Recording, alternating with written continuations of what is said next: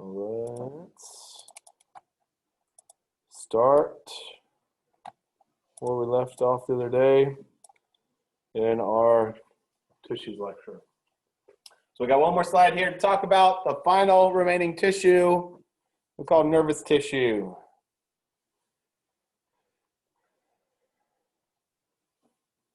There's not a different set of forms or types of nervous tissue, just nervous tissue is nervous tissue. Okay, so that's nice. Not like epithelial where you had like 10 of them and connective and whatnot. Nervous tissue allows for rapid communication within the body. It has a very unique characteristic, actually a couple of them. It is excitable tissue, which means that it can respond to a stimulus, okay?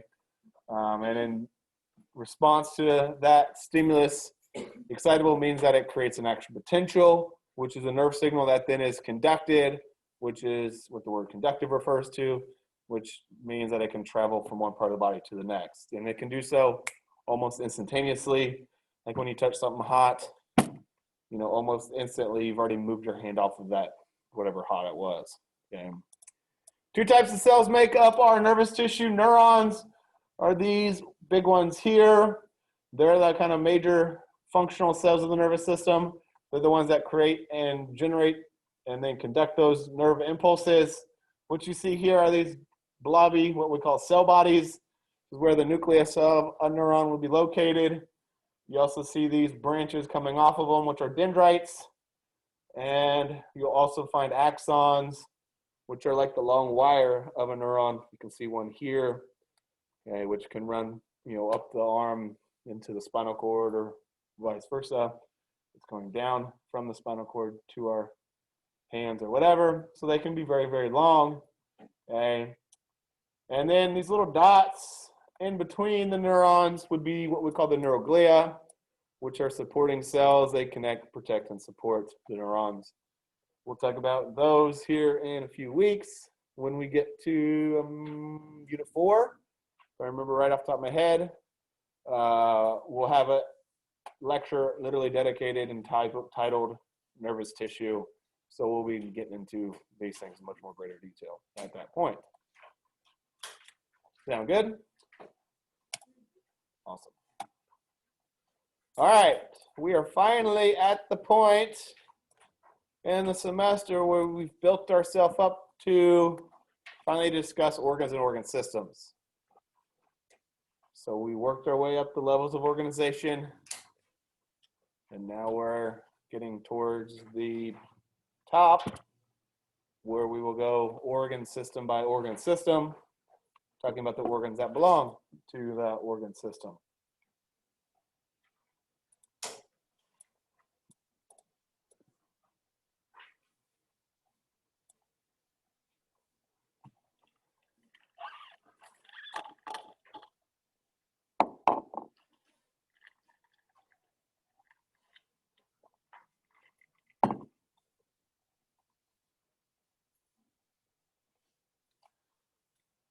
Okay, so talking about the organs that belong to the integumentary system, the predominant organ that we're going to talk about in this lecture is our skin, but then you also got accessory structures that include your hair, your finger and toenails, various glands, blood vessels, muscles, and nerves that are found within the skin as well. Okay. Those organs, predominantly the skin, provide numerous functions. That includes maintaining body's integrity, maintaining temperature, converting inactive vitamin D that we get from the sun to its active form, providing sensory information like, you know, hot and cold and itch and tickle and touch and pressure, and then helping to maintain just homeostasis as a whole, which just means balance in the body. We'll start here on this page just kind of outlining the structure of the skin. Other terms for skin are cutaneous membrane, which we learned about the other day, or integument, which is where, you know, the integumentary system name comes from. Consists of different tissues joined to perform specific activities, covers our external surface of the body, and is our largest organ of the body in both surface area. Now, all this is going to be individualized. You know, we're not all the same size, so skin won't be the same size either from person to person, but this is an average. 2 square meters or 22 square feet. That's very significant. Weighs about 4.5 to 5 kilos or 10 to 11 pounds, which is roughly 16% of total body weight. Thickness ranges from 0.5 millimeter or 0.02 inches thick in our eyelids to 4.0 millimeters or 0.16 inches thick on the heels. In most places of the body, it's about 1 to 2 millimeters thick. So not very thick at all. You know, I introduced and talked about millimeters the other day. You find those on a ruler, that's, you know, pretty thin. I'm sure you've probably heard of a dermatologist before. Dermatology is the type of medicine that doctor would be practicing, medical specialty, dealing with diagnosing and treating skin disorders. Two principal parts of the skin exist: an outer, thinner epidermis, which is made up of epithelial tissue. We'll start with talking about that here on the next page. And then the much thicker, deeper layer, what we call the dermis, which is made up of connective tissue. Okay. Deep to the skin and should not be mistaken as part of the skin. These are subcutaneous layer or hypodermis, made up of areolar and adipose tissues. The sub prefix in the word subcutaneous, like think of a submarine, which is an aquatic vessel that spends most of its time underwater, right? So sub means deep or below. Okay. The same thing for hypo, deep or below. So both those terms either mean below the skin or, in this case, hypodermis below the dermis. Okay, the picture at the bottom is one in which I'm going to tell you right now, you'll see it on Wednesday of next week. So it's a very important image. Now, there's a lot of things labeled in this image. And I talked about this the other day. You're not going to know everything. So when you do your labeling packet, only do the stuff that you need to know. What I will do is I'll go through from left to bottom here, or top to bottom on the left side, and then I'll go through on the other side, tell you what to highlight, what to star, whatever you want to do. So whatever I say, star, highlight, circle it, whatever. Starting with epidermal ridges. Dermal papillae or papillae, I've heard them pronounced that way. I don't know how to pronounce it. Sebaceous or oil gland. Erector pili muscle. Hair follicle. Hair root. Eccrine sweat gland. Apocrine sweat gland. And that's it on that side. On top, the hair shaft. On the right, the bracket for epidermis, the papillary region, and reticular region. Also, just the dermis as a whole. So those three things in a row there. And then subcutaneous layer bracket. So anything else is not something to worry about.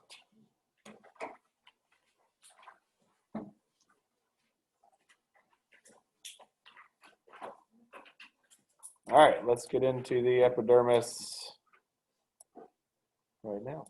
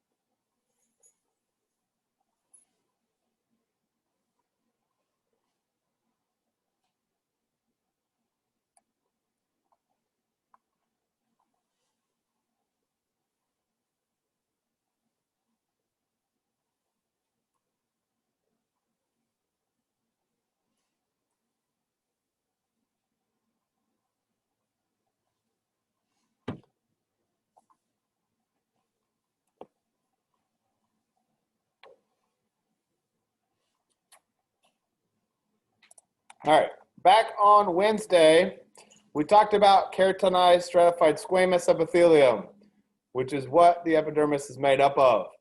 Keratinized tells you that it's got keratin in the cells, and we'll talk about that here in 1 second.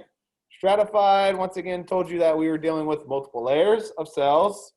And squamous tells you that the cells are flat plate-like, okay, like shingles on a roof overlapping one another. Okay. The majority of our cells of the epidermis are these keratinocytes, 90% of the total cells, which produce the keratin, the tough fibrous protein, providing protection from heat and microbes and chemicals. Also helps waterproof the skin. We arrange these keratinocytes in 4 or 5 layers. We'll talk about those layers on the next slide. Keratinocytes also produce what we call lamellar or lamellated granules, which release a water repellent sealant that decreases water entry and loss, also inhibits the entry of foreign material. So it's like a little fatty kind of portion within our skin that keeps water out and keeps water in. Now, as our keratin accumulates inside the keratinocytes, over time, the keratinocytes die. Okay. What essentially takes place with the epidermis is these layers that we'll talk about on the next page. Okay. Starting in the very innermost layer, we produce new keratinocytes, which pushes other keratinocytes more outward. Okay. Over time, the keratinocytes make their way closer to the surface of the body, and as they do so, they become more full of keratin, and the cell dies, and then we rub them off, flake them off, scratch them off all the time, so that we're constantly reproducing new cells with new keratin and all sorts of that good stuff. Okay. We'll talk more about those layers on the next page. Other cells include melanocytes, about 8% of the cells, so they're the second most numerous, although 8% is a small number, protecting the skin against damage from UV radiation, which we all know comes from the sun, but also tanning beds, which is a really strong source of UV radiation and is very bad for you, so stay out of tanning beds. Melanocytes are spider-shaped epithelial cells with long, slender projections that extend between the keratinocytes and transfer what's called melanin granules to them. Here's what they kind of look like with these like little legs or arms that stick out. Okay, and they transfer melanin to the keratinocytes. And what takes place, I'll show you a picture here a couple slides from now. The melanin kind of creates an umbrella that protects the nucleus of those keratinocytes, okay? Because as we know, inside of a cell's nucleus is the DNA, which is what can become damaged from UV radiation. And when DNA gets damaged, that's a bad thing. It can trigger things like uncontrollable cell division, which can lead to what? The growth of tumors, which are associated with cancer. And speaking of cancer, melanocytes are particularly susceptible themselves to damage from UV radiation.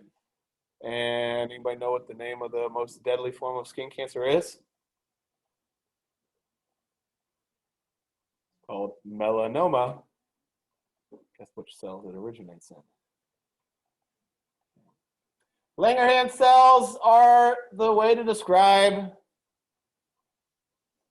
these cells kind of in the traditional sense.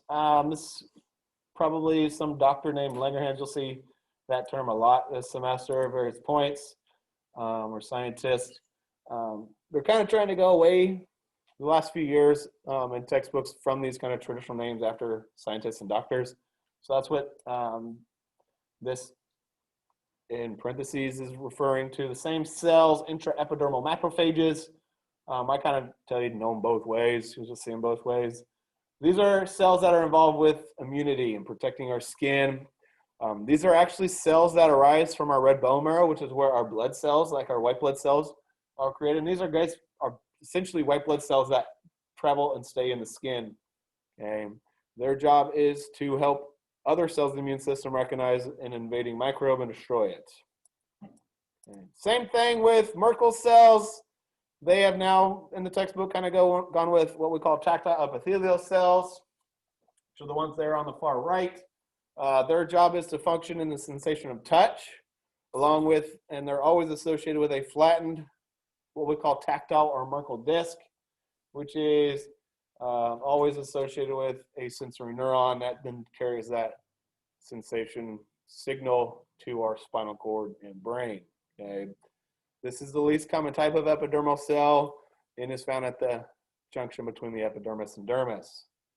And what's not pictured at the bottom and is a fifth cell, even though at the top it said there were 4 cells of the epidermis, and that's because these are the undifferentiated cells, and the deepest layers that will probably end up becoming these guys, the keratinocytes, since that's what the majority of our cells in the epidermis are. As far as the pictures go, not important on that page.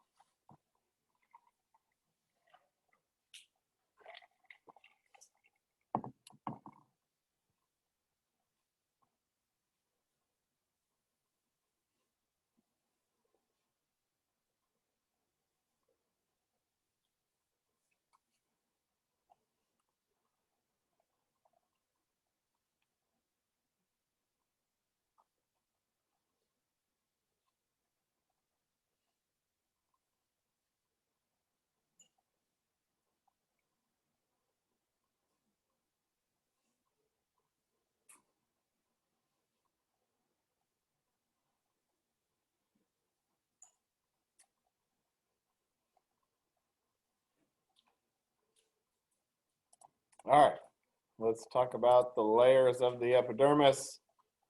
Several distinct layers of keratinocytes in their various stages of development form the epidermis. Most regions of our body, the epidermis is only 4 layers thick. Notice there are 5 listed there, so one of those is only found in what we call thick skin. If we have 4 layers, it's called thin skin. Okay?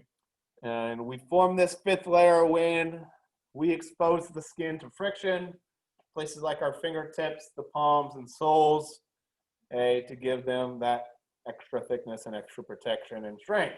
Okay? So if it has 5 layers, we call it thick skin. And what we're going to do is start superficially and work deep. What does the term superficial mean again? Closest to the outside, okay, outer part. Okay, so the stratum corneum is what you can see when you look at your skin. It's the layers of skin facing the outside of our body. Okay, so it's the most superficial layer, typically composed of 25 to 30 layers of dead keratinized scaly keratinized cells. It can range in thickness from a few cells in thin skin to 50 or more cell layers in our thick skin. The interior of the cells here are full of keratin, and between the cells are those lamellar granules to help waterproof it. The cells within each layer overlap one another like scales on the skin of a snake.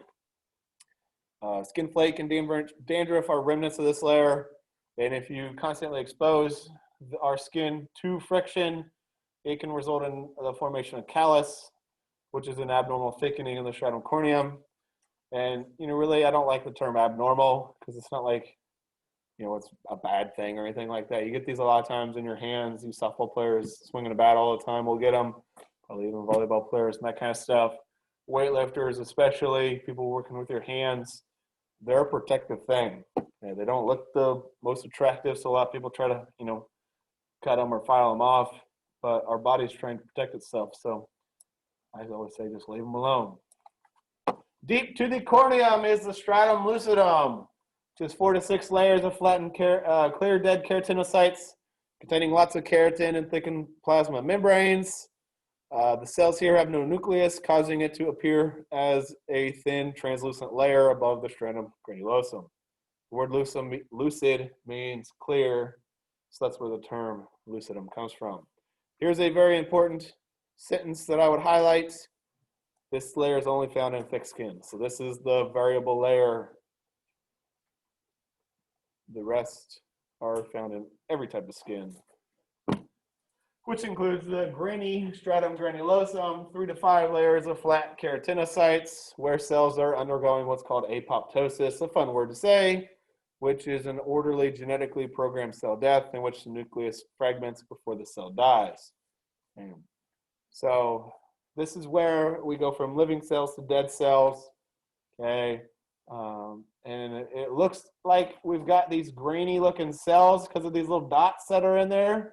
Those are darkly staining granules of a protein called keratohyalin, which converts some protein tonofilaments into keratin. This is where we're actually forming the keratin. It's collecting inside the cells. We also have those lamellar or lamellated granules secreting a glycolipid to waterproof the skin, but also forming a barrier between the surface cells and the deeper layers, which cuts off nutrients.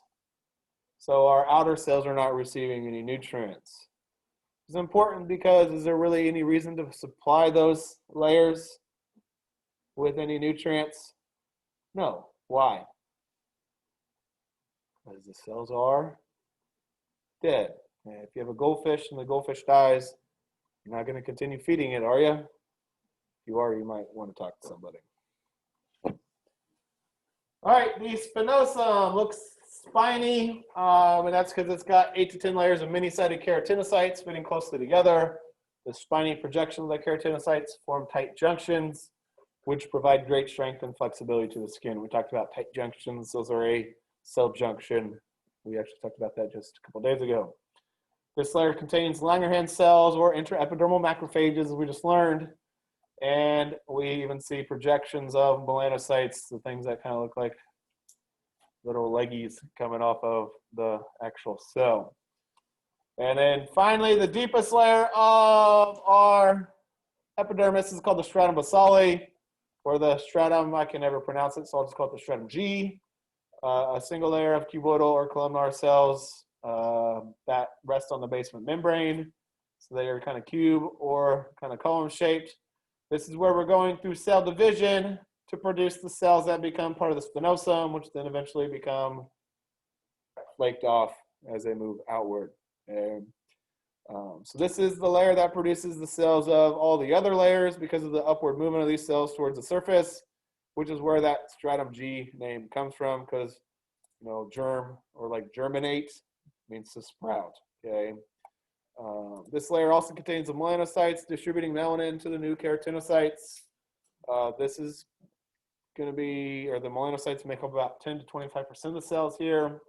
We also find Merkel or tactile epithelial cells with their associated discs throughout this layer for touch reception.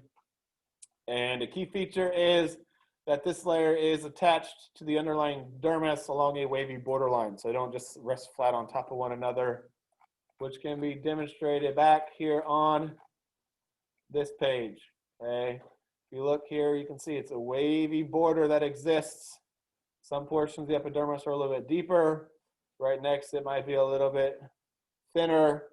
Okay, and the dermis and the epidermis lock in like a jigsaw puzzle, giving it a great connection between the two. Okay.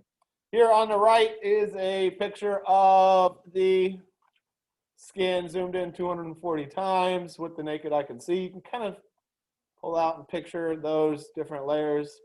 But really I like this one because you can see them really nicely. They kind of did different colors and whatnot to show them off, which is why this one will be the one to know.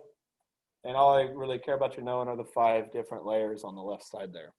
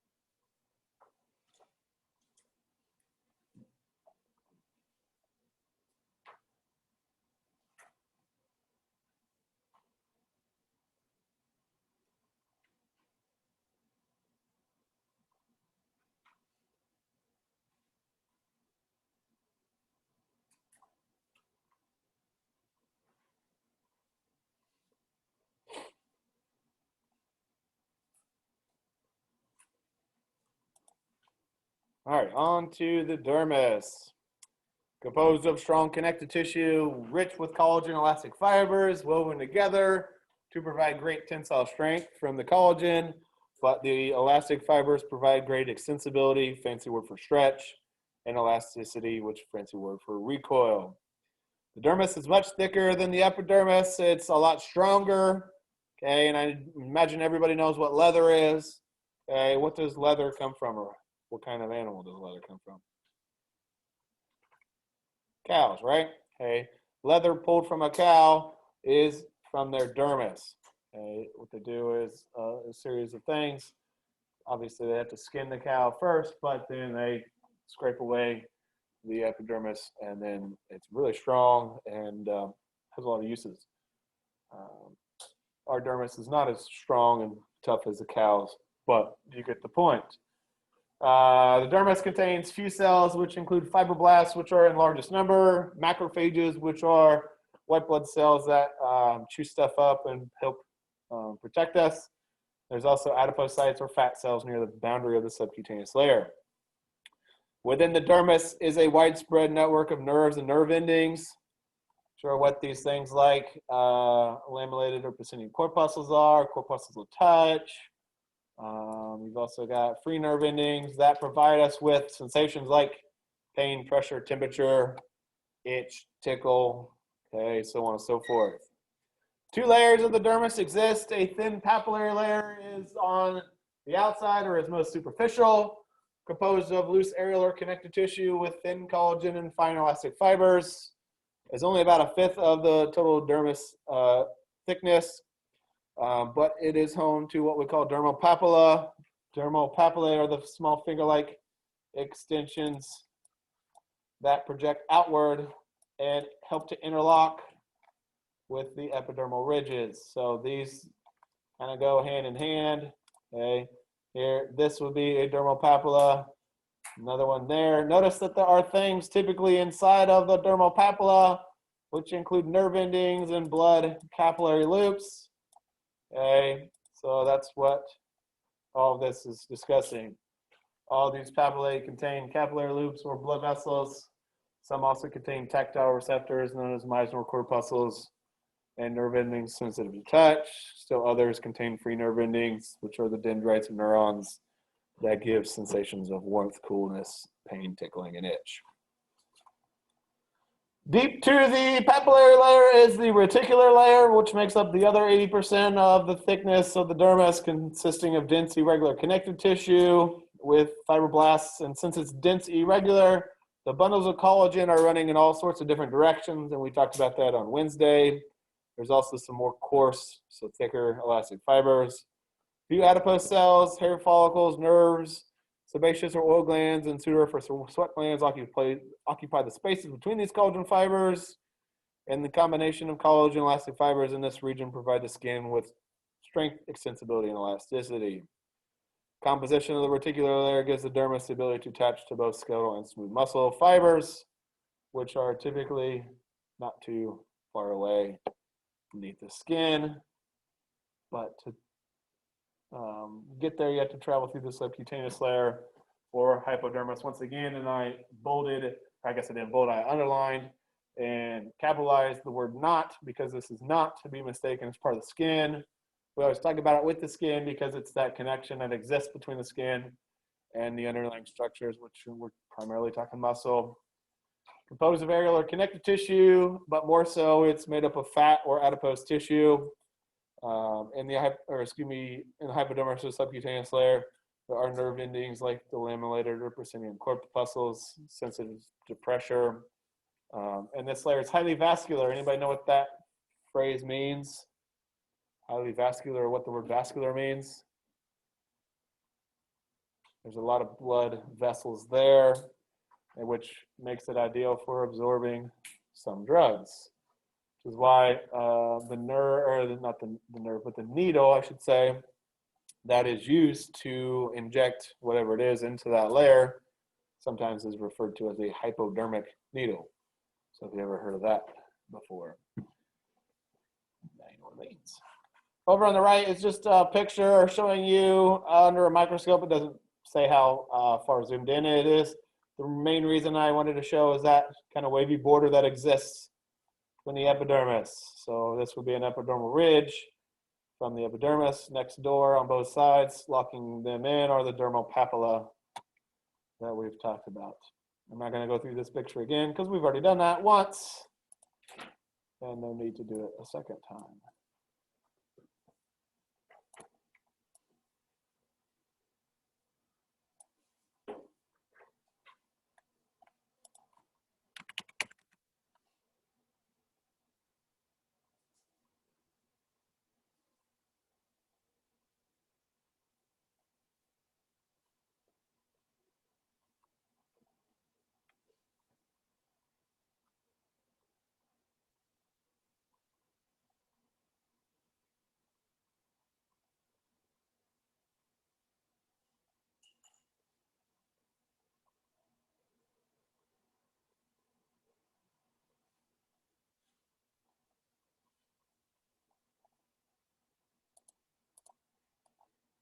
All right, let's talk about skin markings.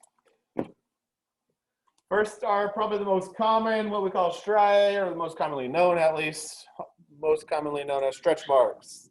These occur when the skin is stretched too much, resulting in small tears to the dermis.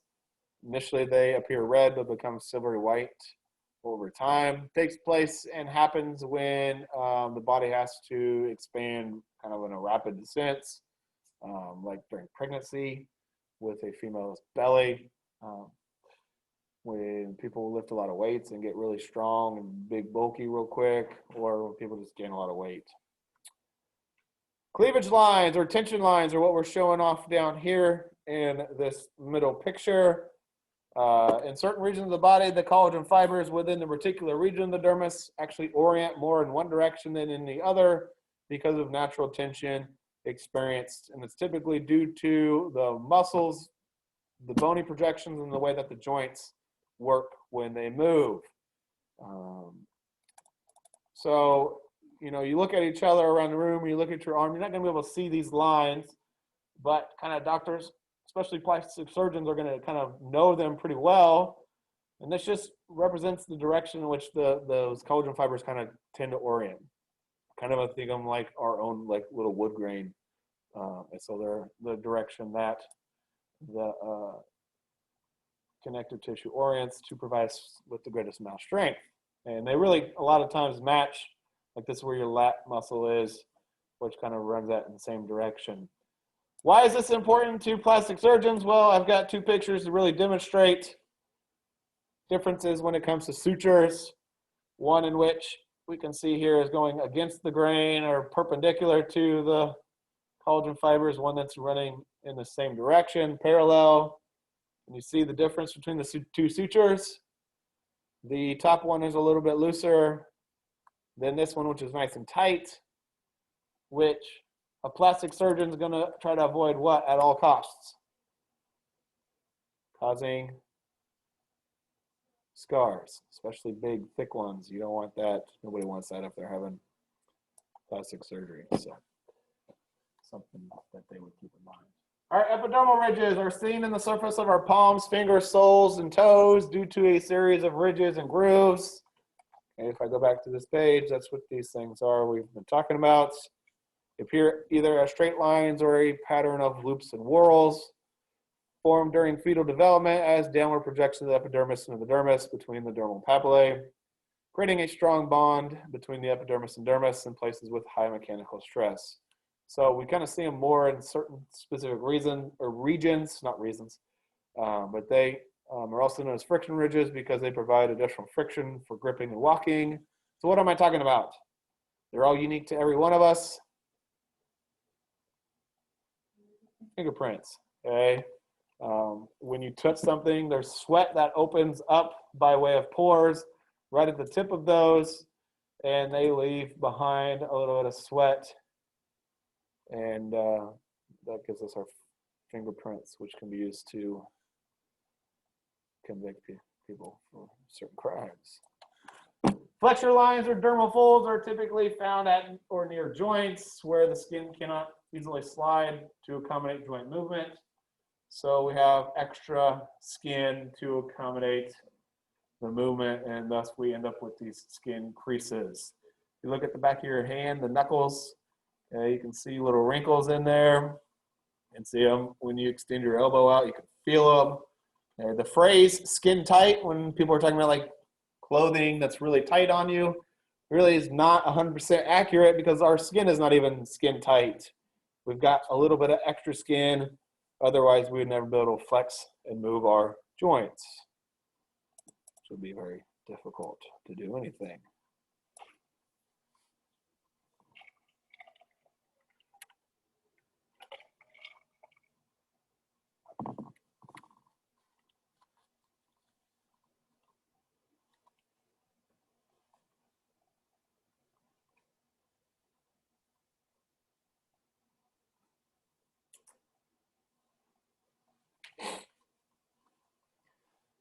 All right, let's talk melanin.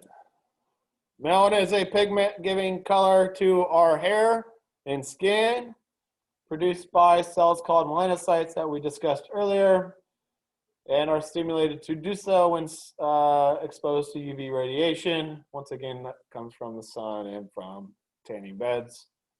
Two types of melanin exist, eumelanin and pheomelanin.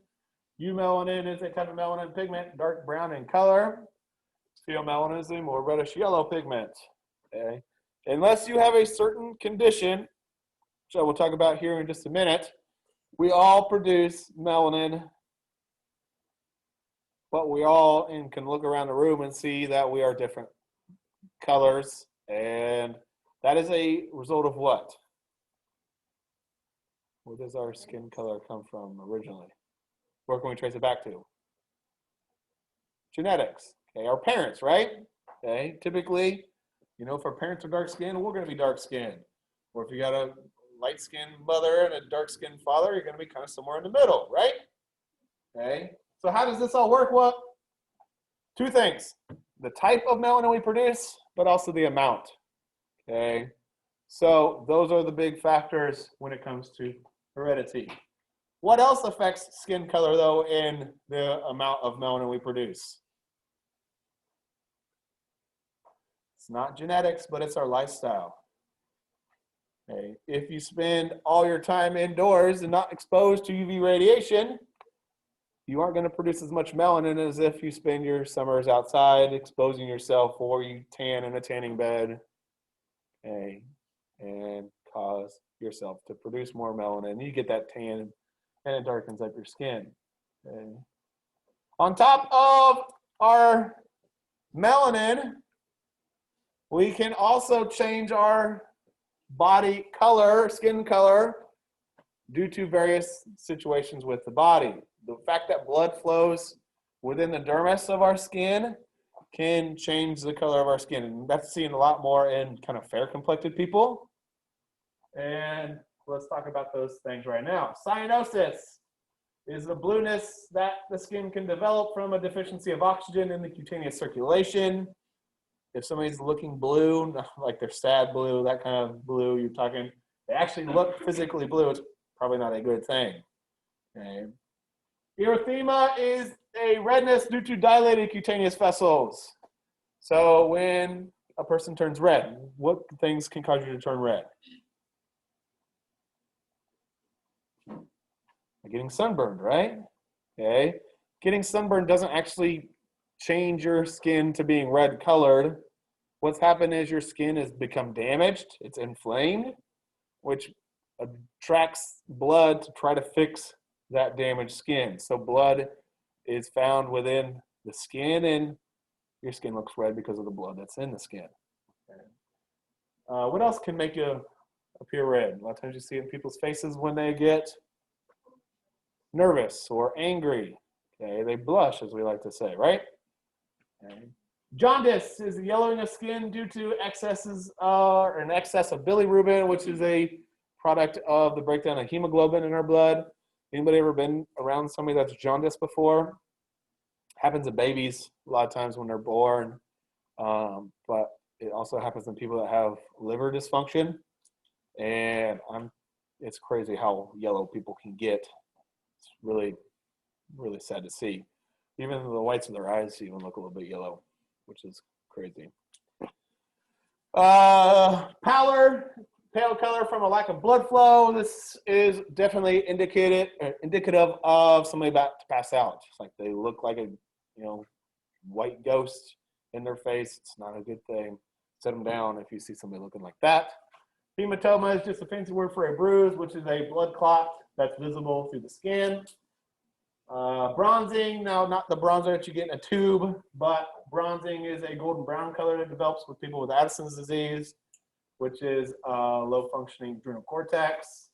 Albinism is a genetic lack of melanin. So these people and other animals as well have this condition. Sometimes they don't produce any melanin. So I said earlier, everybody produces melanin except for people with a certain condition. This is that condition. People with albinism are very susceptible to sunburns. They're going to look super, super pale. Their hair is typically really white, that kind of stuff. Vitiligo is a partial or complete loss of melanocytes from patches of skin causing irregular white spots. You see this a lot in black people, especially like in their throat, in their neck, their arms, where they have just kind of lost that darker pigment. Carotene is a yellow-orange pigment that you can find in egg yolks and carrots that if you eat a lot of those things and you're kind of fair complected, might actually make you look a little yellow or orange, which is kind of crazy. Tattooing, permanent coloration of the skin in which foreign pigment is deposited with a needle into the dermis. The key with that, we're talking has to be deposited into the dermis, because if it was only in the epidermis, it would be gone in a few weeks because we shed our epidermis continuously. Moles, or a nevus, fancy word for that, is a round, flat, or raised area representing a benign, which means non-cancerous, localized overgrowth of melanocytes, usually developing in childhood. Freckles are typically reddish or brown patches occur due to melanin accumulation. And then liver or H spots are flat blemishes ranging in color from light brown to black due to accumulations of melanin. Darker than freckles and build up over time due to sunlight exposure. Okay, this is where we're going to stop. We have a couple slides here left, 5 of them or so. I ran into the same situation yesterday, so I've actually recorded we got a little farther. I recorded a video for the last 3 slides. So what I'm going to do, I'm not going to record another video with all of these.